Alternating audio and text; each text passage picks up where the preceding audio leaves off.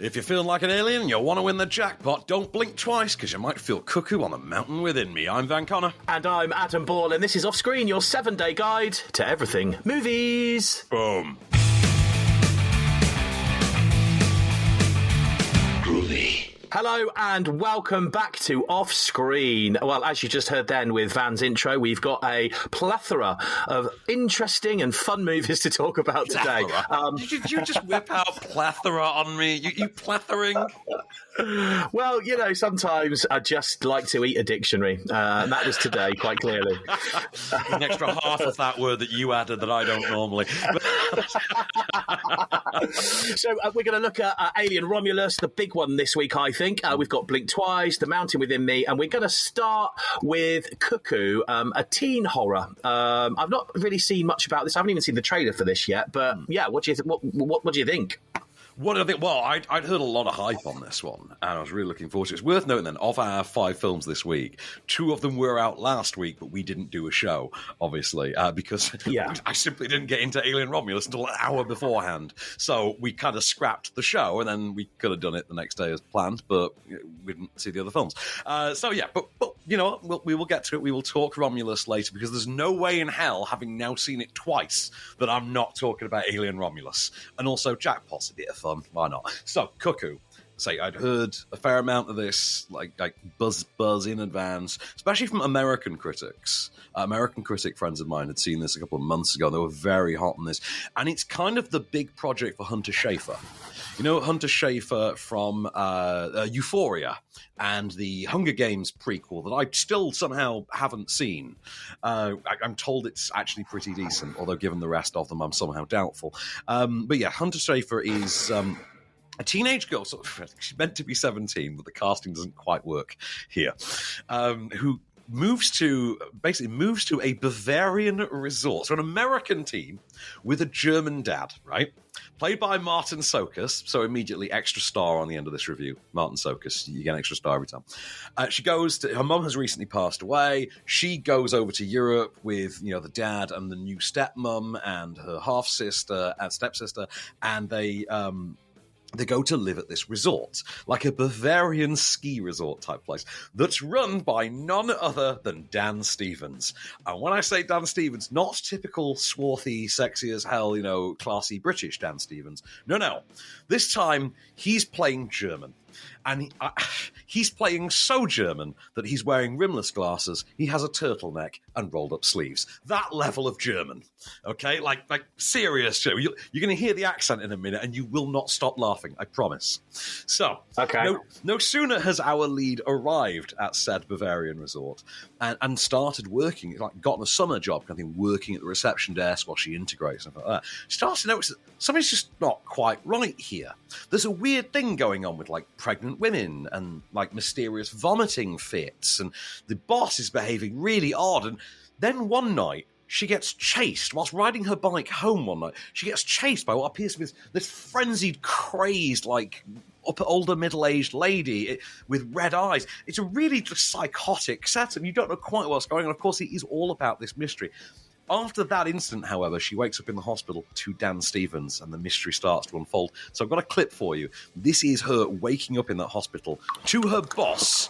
Now just bear in mind, right, if this is your boss that you've worked for about 2 days, you have an accident, and he shows up like this, you're going to have some questions. So have a listen and see how creepy you find this. Are you putting your slashed skin back together yourself? And what makes you think you can take charge of the rest? If I were you, I would stay home until my body was done growing back those cells. I wouldn't want to get hurt even more. As if I was stuck in a loop. Can you do this? Oh, to be getting a new job. You would, wouldn't you? My resignation would be in there before anything.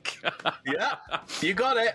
Yeah, it's a pretty freaky movie. And from the minute it starts, like literally the opening frame, you know kind of what you're in for, because it's what I would describe as a very twitchy horror films, a lot of shaking and jitters kind of a horror film. And it's got atmosphere, it's got bags of suspense. Hunter Schafer is maybe not the most compelling of leads, to be really honest. I suspect there's a lot of Euphoria fandom bolstering this career because I don't really think much of an actress, like, to be honest, from what I've seen so far.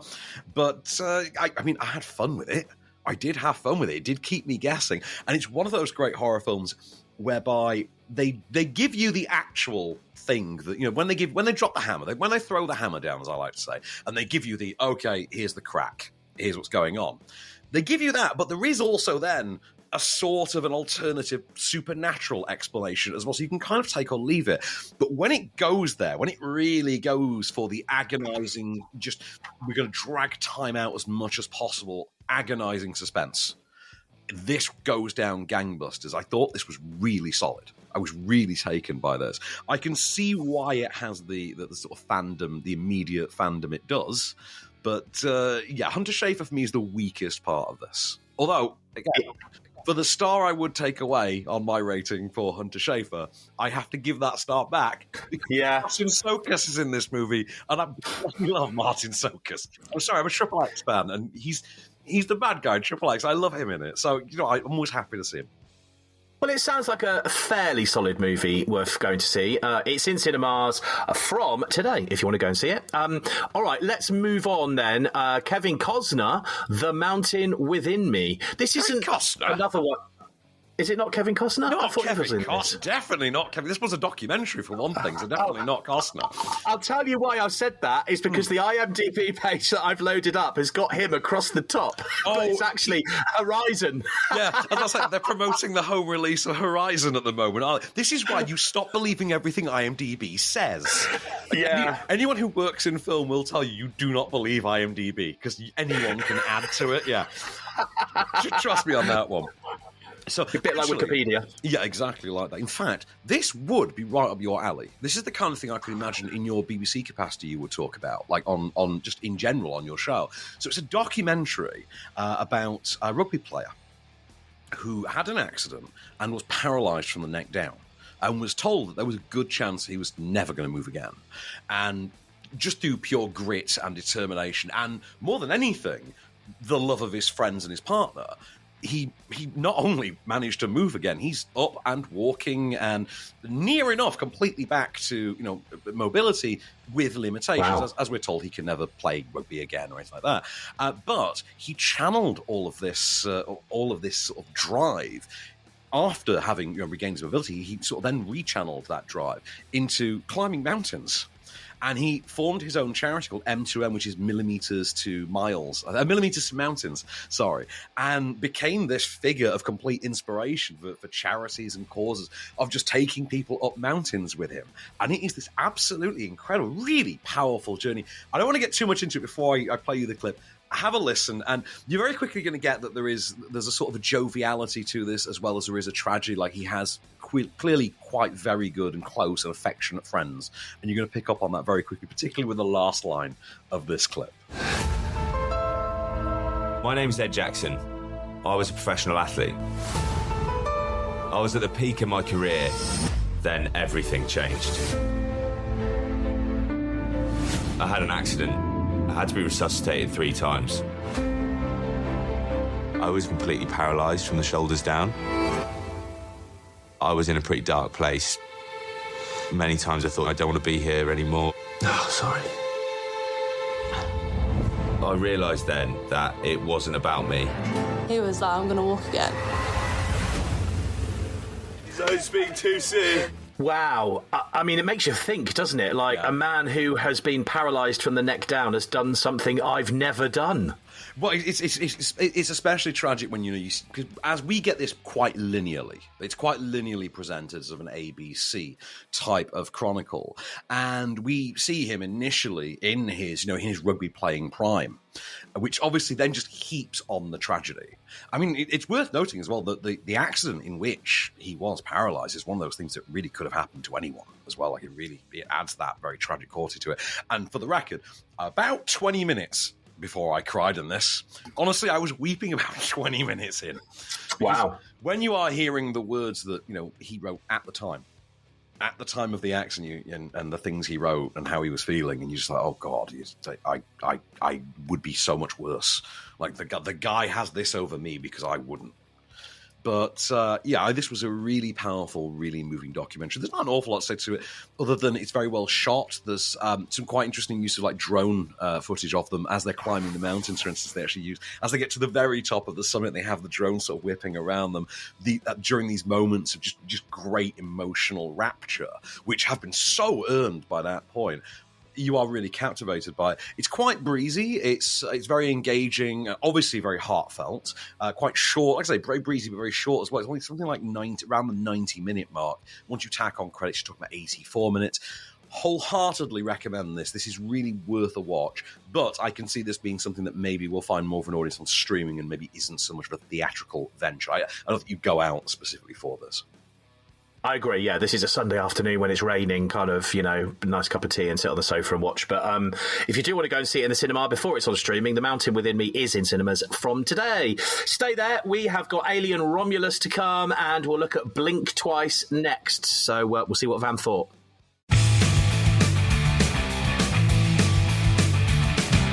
Hello and welcome back to Off Screen. Still Alien Romulus to talk about, and we're going to look at Jackpot as well. But right now, we are going to talk about Blink Twice. So this is a bit of, from what I can make out, a bit of a dark comedy, a psychological thriller. And I noticed the director is Zoe Kravitz. I'm assuming no relation to Lenny. Oh, every relation to Lenny. She's a daughter. She's Lenny Kravitz and Lisa Bonet. I didn't know that. Do you not know that? She's Catwoman. Zoe Kravitz is Catwoman. Oh, her. Yeah. I didn't know. One of the sexiest human beings walking the earth is Zoe Kravitz. so sexy. I didn't know she was related to him. Oh, yes. In fact, this is how sexy Zoe Kravitz is, that whilst writing and directing this, her star fell for her and is now marrying her. So that's a thing. So, I mean, obviously Channing Tatum is only human. And I will have to say, Jenna Dewan and Zoe Kravitz, dog. I respect. I mean, just forever. I mean, Magic Mike was cool and all, but for this, my God. Anyway, back to the movie. So, directorial and screenwriting debut of actress Zoe Kravitz, who's now turned to filmmaking. This stars Channing Tatum, but he isn't the lead. Naomi Ackie is. Naomi Ackie played Whitney Houston in the biopic, the I Want to Dance with Somebody, that god-awful Whitney Houston biopic from like a year and a half ago. Remember, that had all the potential and then sucked. Yeah. She's also Lando Calrissian's tacked on at the end daughter from Star Wars The Rise of Skywalker, which none of us are ever forgiving J.J. Abrams for, believe me.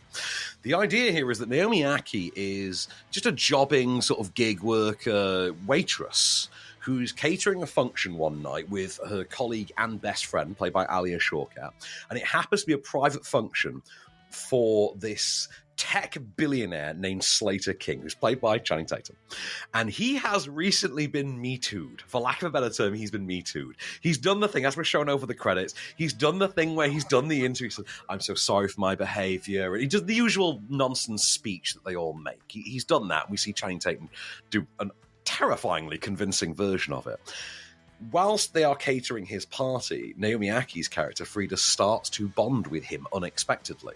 And at the end of the night, he and his madcap assortment of, entourage-like friends turn to the pair of them and say, hey, come with us. Like, let's carry the party on. We've been really getting on. Let's carry this on. They do, and before you know it, they're on a private plane going to a private island that Tatum owns to just hang out on vacation in this idyllic little isolated resort paradise of his that, has its own flowers and its own caterers and its own ecosystem, effectively. But wouldn't you know it, before you can say the word get out, well, there's going to be reason for both of these young women to want to get the hell out of there. Have a listen. This is not from the creepy part. This is just Chantate being charming AF. Have a listen. How good does that smell? That's Asteria. Actually only grows here. So we got a beautiful little herb garden over here. Got our chickens.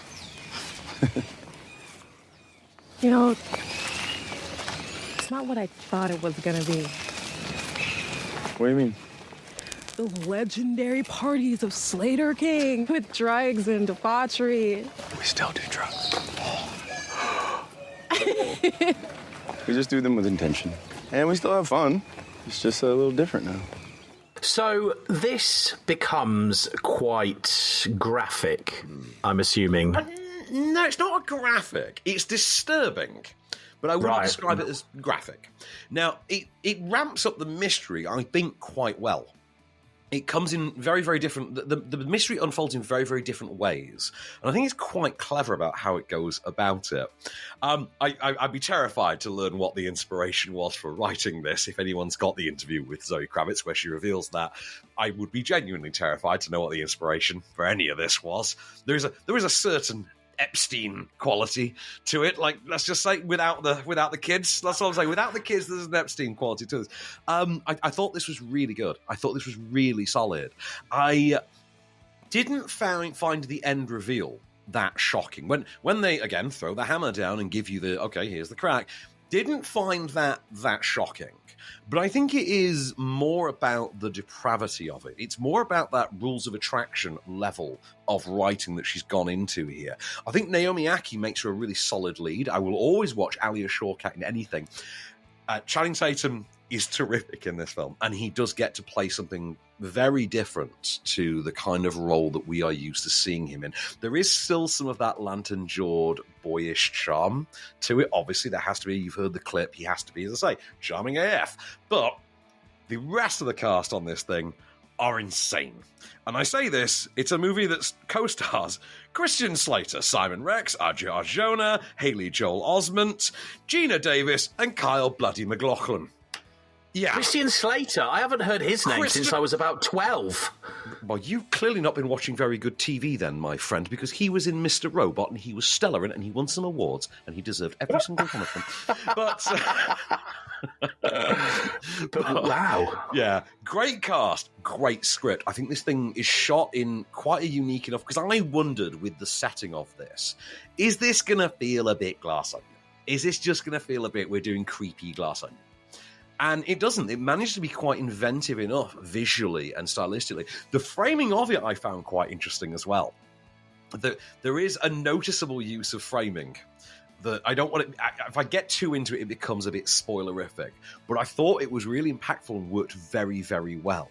And I'll be honest, little fanboy in me was just cheering every time Gina Davis showed up for a line of dialogue. I'm not going to lie, because she's Gina Davis. Come on, I'm a man of a certain age. I love The Fly. Gina Davis is the queen. But yeah, I think if you like Saltburn would be a good comparison point. Imagine a contemporary, because Saltburn was set in about 2006, I think. Imagine Saltburn adjusted for cultural inflation, set now and gender flipped. And I think that's close to what you get here. There is also a sort of class divide upstairs, downstairs kind of equality, because obviously our two leads are, waitresses on an island resort owned by a tech billionaire. So obviously there has to be a sort of a class divide to it that doesn't become as big a factor as you would expect. But it's an interesting inclusion and an interesting element all the same. But having said that, I think it does come down to Channing Tatum's performance, that script, the look, the feel of it, and most importantly, the fact that it's a film so badass, it has to have Christian Slater in it. So check out Blink Twice. Seriously, I think you're going to love this. This is the kind of film you're going to watch, and you're going to message me right after. I mean, WhatsApp's going to fire up right after you watch it. Well, that wasn't exactly a cheery rom-com, was it? That's exactly what I'm going to get from you. Just like I messaged you in the week with another new film that I watched. I can't even remember what it's called now, but I did the same. I was like, "It's awesome! You've got to watch it." Which one was that? I can't even remember that. I remember you messaged me. I can't remember what that was now. I'm going to look this up. What was it you messaged me about a couple of days ago? And I was like, I haven't gotten around to that one yet, because it's so rare that you see a film before me. It is really, and I expected you to. That's why I messaged you, because I thought you'd go, "Oh yeah, that's great." That was it. Such a good movie. I'm telling you now, go and watch it. It's brilliant. I didn't have to review it, and I thought, there's no way in hell I'm watching Shyamalan's kids movie before I watch Shyamalan's movie. I'll watch Trap first. I'll get to the watches after. But I still haven't gotten around to Trap, although I have had the ending for Trap spoiled for me, and I'm so much less excited now. Oh no, that's horrible when it gets Why? ruined for you. Yeah. No, it didn't get. They didn't ruin it. People just kept saying like, "Oh, the last 10 minutes, the last half hour." And I'm like, okay, fine. I got to look it up. So I looked it up and like, no, I'm so much less enthused about this. But I am enthused about Blink Twice. I actually am looking forward to watch this again when the home release comes around. So absolutely do. I was warned, by the way, not to use this as a date movie, and I did. I didn't heed the warning, and I did. And luckily, I had a very, very cool date, so it worked out. But just saying, you might want to just play that one cautiously. Well, yeah, I mean, I think that's hilarious that you took a date to see it, but it's brilliant that your date absolutely loved it in the end. So that's, a win-win situation there. Blink Twice in cinemas from today, if you want to go and see it. We got 2 movies left to talk about, Jackpot, but next, we'll see what Van thought of Alien Romulus. Stay where you are. And now it's time for a segment we like to call Off-Screen Pays the Bills. Hey, Adam. Hey, Van. So, what's going on? Ain't nothing going on with the rent, you know how it is. Now this week, everybody's buzzing about a certain actor being brought back to life using AI for Alien Romulus. But how on earth would you go about explaining that to the kids in your life? Luckily, our sponsors this week have just the solution with the AI for Kids podcast, the podcast that turns complex AI concepts into fun, engaging episodes perfect for young minds. It's a fantastic way to introduce kids of all ages to the world of AI, without the need to invoke Skynet, Jarvis, or whatever the hell the machines from the Matrix are actually called. Every episode of the AI for Kids podcast features experts in the field, exploring fascinating topics like machine learning, robotics, and the future of AI, all designed to ignite young imaginations. With special guests, exciting projects, and interactive challenges, the podcast keeps learning dynamic and hands-on. Think of it as the perfect blend of education and entertainment. Not only will kids find AI concepts easy and enjoyable, but parents and educators will also appreciate the valuable insights and fun activities that can be done together at home. It's a learning experience for everyone. So whether you've got a curious kid eager to learn about robots and algorithms, or you're a parent wanting to understand the technology shaping their future, the AI for Kids podcast is your go-to resource. So start your child's adventure into the future by tuning in on your favourite podcast platform today with the AI for Kids podcast. And now, on with the show.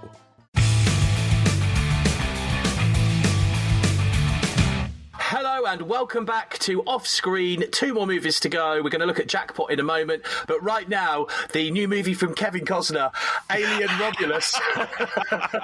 It's still there. It's still Bloody there. IMDb. Bloody IMDb. I tell you. Oh my God. Will you just scroll up a bit? Will you just scroll down the page a bit and block out Kev, would you? Kev's gone. Kev's gone. It's absolutely not a Kevin Costner movie, of course. That was a joke. Can I just ask, have you actually seen Horizon, An American Saga Part 1 yet? Or Chapter 1, or what it's called? No, and that's why originally a few minutes ago I didn't pick up on it because I didn't pick up on his picture coming from Horizon or anything. So it's like but I know obviously he's not in Alien. I would wholeheartedly. I mean, first of all, I would watch the hell out of an Alien movie starring Kevin Costner. Are you kidding me? Oh my God, pour that in me! Like an Alien movie where Kevin Costner's doing the Tom Skerritt role. Like I'll watch the crap out of that. That's awesome. What an idea! But I would say, perfect Sunday afternoon film, Horizon and American Saga Chapter 1. Because, there's going to be another 3 parts of this. It's already 3 hours long. It's going to be a 12-hour thing. Do watch it. I think it's really good. I went and saw it at Warner Brothers with Paul Ross and producer Stuart from TalkSpot. And we just and we went for a drink after. We had an absolute ball. What a day. That was just a great day at work, that one. Watching a 3-hour Costner Western that really didn't pull its punches. But yeah, alas. Let's talk about Alien Romulus, which also, what a day. So I did the premiere of this last week, and then I went and saw it again yesterday because my friend and I both had an afternoon off, and he was like, I want to go to the cinema. He goes, do you want to go with? Because then you can drive. I'm like, yeah, okay, sure. And he's like, what should we see? Should we see Deadpool or should we see Alien? I was like, I don't think I can see Deadpool a third time because it would mean I'd seen the first half hour 4 times. Can we see Alien? He's like, sure, let's go see Alien. I left him to book the seats and the tickets, etc. We get there, dumb luck, he picked the best seats in the house, and we just sat there. I'm not going to lie, when we arrived, just before we arrived at the cinema, we had consumed a certain chocolate bar that may have heightened the experience. All I'm saying, Okay, it may have heightened the experience a little bit, but I had already seen it, so for the purposes of review, my bias is completely fine. Right. You want about rum and raisin? Of course, I'm on about a rum and raisin bar. Absolutely. It's called a wonky bar, incidentally. It's branded name. It's awesome. Anyway, beside the point. Right. God bless the 21st century. Anyway, so we are now on, is this the 8th or 9th Alien movie? I can't remember now. So it's original trilogy, Resurrection, Prometheus, Covenant, the 6 proper ones. And then if you count the AVPs, then we're on like 8, I think, if you count AVP. And I think for all intents and purposes, we are counting it. So this would be the second chronological one in the actual mainline Alien series. It takes place 20 years after the events of Alien. And we know this because the movie literally opens with like a remote-controlled scout vessel finding the wreckage of the Nostromo. And let's just say, searching for remains of a certain thing. Which, as Kermode has pointed out, both on air and to my face, makes no sense whatsoever. And he's right. He is right. It doesn't make sense. But it's a movie. Let it go. So we then jump forward a couple of years to what the company, Weyland-Yutani, have done with this wreckage. And we see this through the story and prism of a group of wayward, sort of 20-ish year-old kids who are on this Weyland-Yutani mining colony, with the terraforming tower behind them at all times, like we've seen in Aliens 37 years later. This is obviously the prototype version. And we're told that, like, the sun, you never see the sun on this planet. It's dark 24/7. Because of the mining, you are going to die of consumption. Everybody's going to die of consumption, kind of thing. And all these characters want is to get off this planet.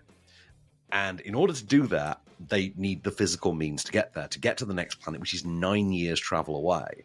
And they need cryopods to do this. They discover that there is an abandoned, a derelict Weyland-Yutani space station flying over their heads that they don't know about, that they were never told about. And it has cryopods on board. So they decide, do you know what? Let's hop on board. One of our lot is an android, is a synth, like Bishop or Ash or Call, one of the synths. And because we have a synth, he's able to just simply put his finger in the scanner and open every door. We're in, we're out, the end. But of course, the first word in the title of this movie is Alien. So what do you think's actually on this abandoned space station? Yeah. Okay, have a listen. This is our hero, Rain, our heroine, Rain, played by Kaylee Spaney. You might remember from Priscilla. This is her being taught to use a prototype Colonial Marines pulse rifle. Right, this is an F-44AA pulse rifle. It's rotating breech electronic pulse action. It's what the Colonial Marines used. AA stands for aiming assist. So, right, you put that under your arm. That's it. Right, this hand here. Aim it towards Andy. Pull the trigger halfway. Don't worry, the safety's on.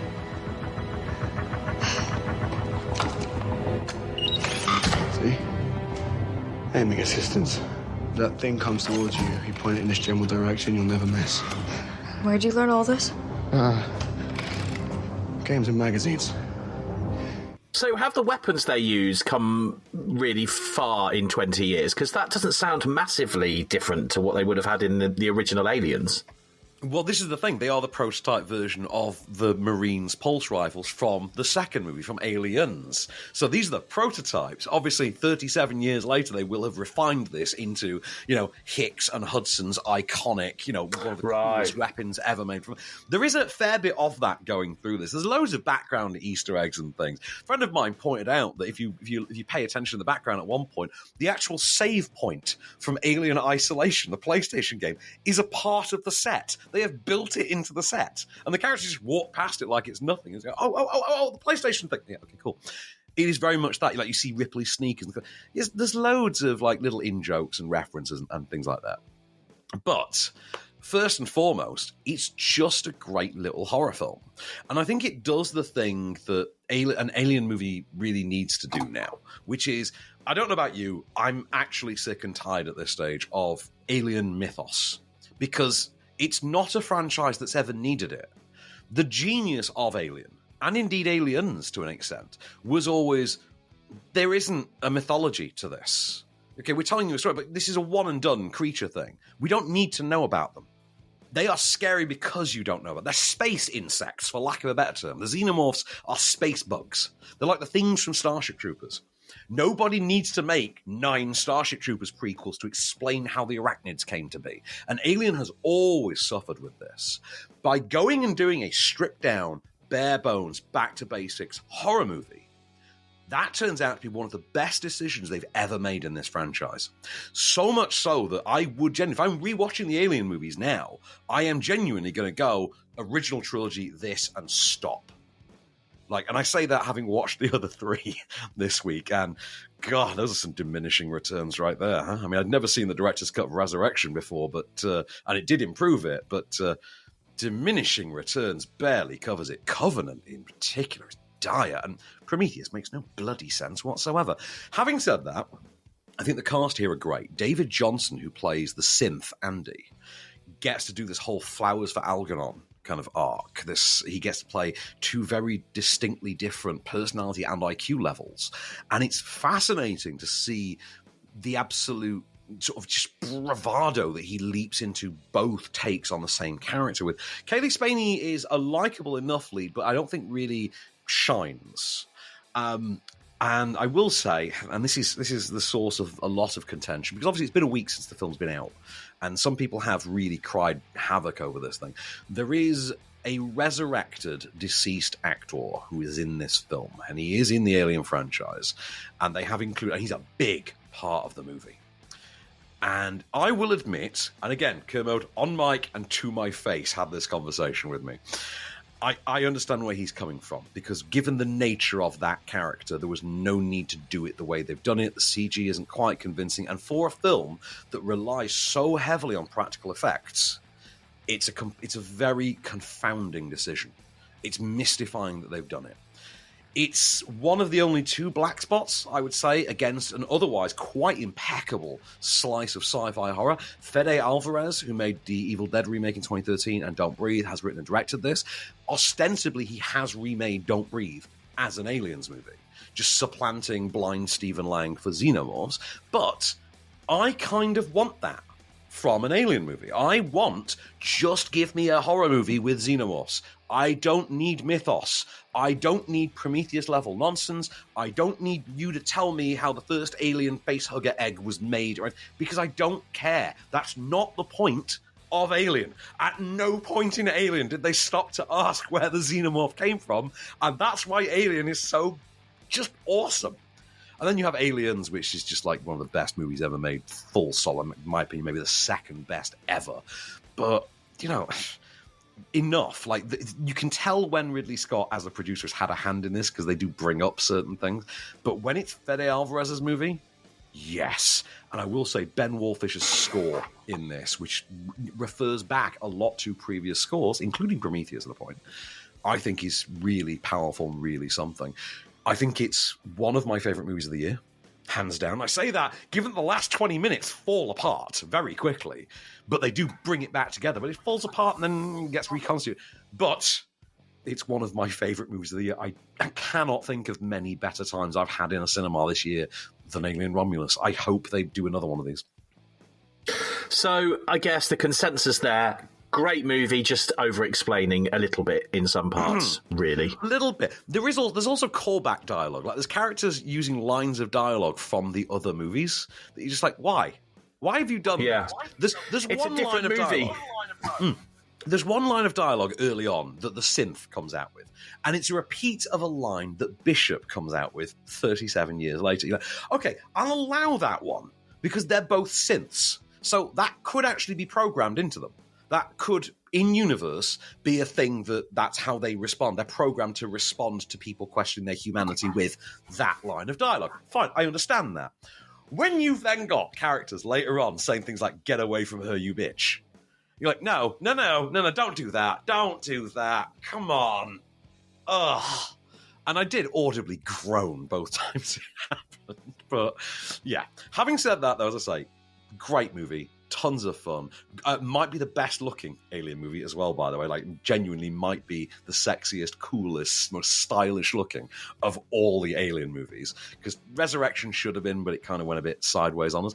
But I think this wins it all, hands down. Absolutely go and see Alien Romulus. Don't wait for it on streaming. Honestly, go and see this in a cinema. If you can see it on a big IMAX screen, do. Because I promise you, you're going to be absolutely blown away by some of the stuff in this. There's a 0G sequence. It's honestly going to have your fist in your mouth the whole time. It's great. Well, if you want to go and see it, you can, because it's in cinemas already. It was in there last week, so you might have already seen it. Still to come then, one movie left. We'll see what Jackpot's all about next with Van.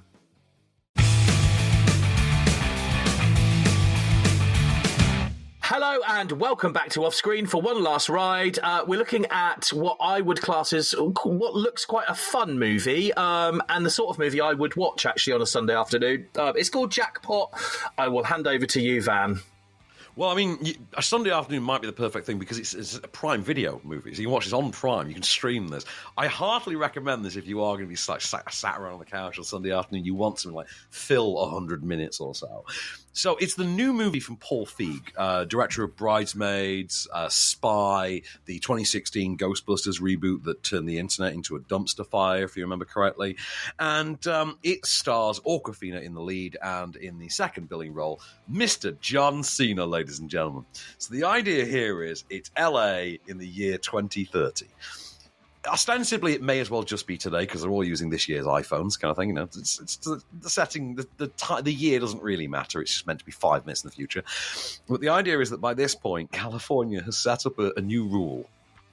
So if you win the lottery, there are 24 hours afterwards in which you can be hunted, and anyone who kills you using anything other than a gun gets to keep your winnings, and it's perfectly legal. And there are drones that follow you and announce your location at all times. So, yeah. So Awkwafina is like an aspiring actress who, after the death of her mother, moves to LA and on day one accidentally wins the lottery. And before she realizes what's happening, everybody like in the room starts to just turn and try and turn on and like attack her. Like, she's in an acting audition when it happens, and everyone in the hallway just gets the ping on their phone, turns and just launches at her.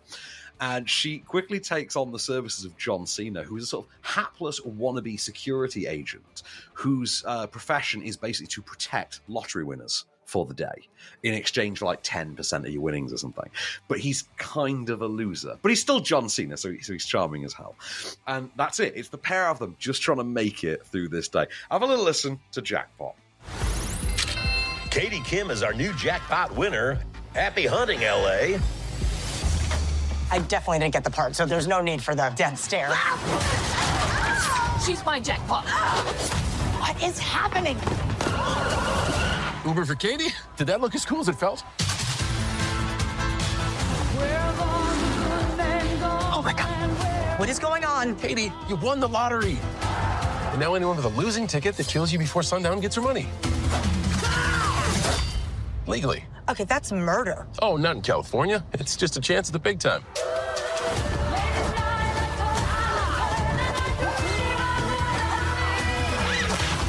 Oh, hell no. Oh, hell yeah. I need a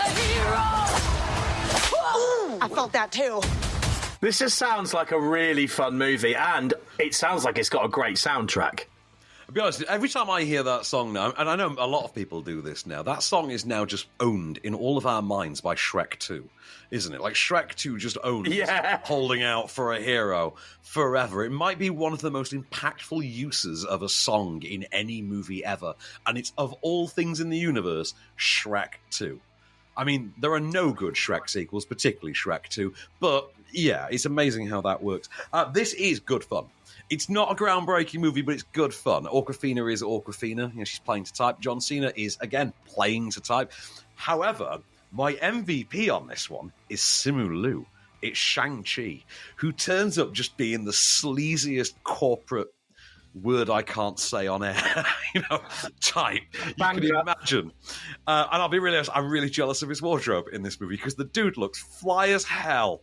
Anyway, So I did have a really good time with it. I think as far as Paul Feig movies go, it's strangely inept on the directorial front. It feels like he's kind of phoning this in, and as such, it does feel like a made-for-streaming movie because it feels shot very pedestrianly, very very workmanlike direction in there. I did have fun though, and I did laugh a fair few times. I enjoyed the sort of bickering chemistry between Cena and Awkwafina. I think, get Cena in any comedy, you've always got our money. But I think it is, as we say, it's a great one to watch on sort of weekend afternoon. It's not child friendly, but it's family friendly, I would say, to an extent. There's a couple of cuss words, I think, but you get away with it. The violence is not like really bloody violence or anything. It's more silly violence, but yeah. And are there lots of laughter moments? Lots of chuckle, belly laughs? I did have a good. I had a good. I mean, to be honest with you, I nearly had to change my underwear a couple of times when John Cena starts making jokes about Vin Diesel and Jason Momoa. Like at that stage, the Fast and Furious fan in me is dying hysterically inside. But there's a particular gag about Jason Momoa that I'm going to be repeating in bars for the rest of my life. But yeah, I did think this was quite funny. Well, if you want to watch Jackpot, as Van said, you don't even need to leave the house this weekend. If it's a bit of a miserable day, shove it on. It's on Prime from now, if you want to watch it. Let's have a little look at next week, what we've got coming up, because there's quite a few movies to highlight. Next week. Well, we're starting off next week with Touch, which is a foreign language drama about an elderly man who sets out in search of the long-lost love of his life, who just disappeared mysteriously. I think it's 50 years earlier, something like that. We've also got Afraid, and it's Afraid, but the AI is capitalized because it's literally a Blumhouse horror movie about a family that gets a killer AI. I mean, I'm going to love that, right? That's my kind of movie. Right? Same. Yeah. You give me Evil Alexa, and you got my money, sir.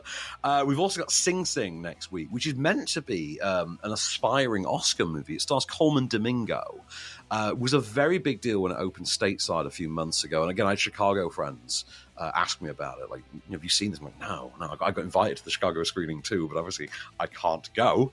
And I still get those invites. I still get the Chicago invites. It drives me mad. But I bet. I'm told it's incredible, and I really can't wait. But it seems like this might be the thing that gets him an Oscar nom as well. So we shall find out whether that's justified next week. We have also got Close to You, which is a new movie starring Elliot Page, which appears to be semi-autobiographical in nature, and let's just say is decidedly not one of the most cheerful things you shall ever see. And I'm going to have an on-air conversation with you next week about why it is that I cannot stand Elliot Page. Ooh, the most miserable human being on the entire planet. Anyway, I digress, but we'll save that for next week when I get to fully unload. But we've also got a very, very interesting Saudi movie next week called Mandoob, which translates to Night Courier, which I did have the pleasure of seeing on Tuesday. And I'm really I want to see it again, actually. I want to see it again before we review it, because I really loved it. I need to ask them for a screening link. And one of my favourite books ever is getting a new film adaptation next week. There is a foreign language adaptation. It's being put out by EFD, I think. It's The Count of Monte Cristo. It's coming back to the screen for, I think, the first time since 2002. Might be 2002, the last version with Jim Caviezel and Guy Pearce. I loved that version. I'm hoping that this one tops that. But Count of Monte Cristo next week. Wow, loads to talk about and look forward to next week then. So that's it. We're done for this week. We will return next week, of course, as usual. Until then, I've been Adam Ball. I've been Van Connor, and we shall return.